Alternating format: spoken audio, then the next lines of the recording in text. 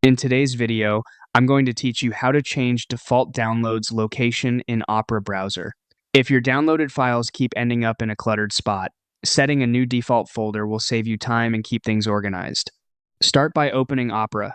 Once it's up, look to the left side of the window for the sidebar and click Settings, the gear icon. That's where Opera groups all of the preferences you'll use to customize the browser. Inside Settings, navigate to the Download section.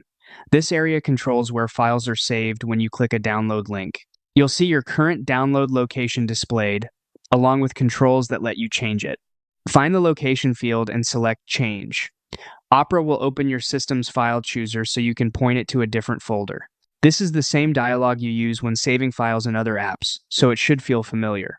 Choose the folder you want as the new home for downloads, then confirm by selecting Select Folder. Pick a place that's easy to remember, like a dedicated downloads folder on your main drive or a project-specific directory.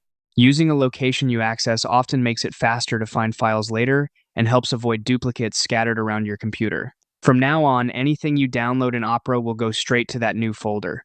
This only affects future downloads, so existing files won't move.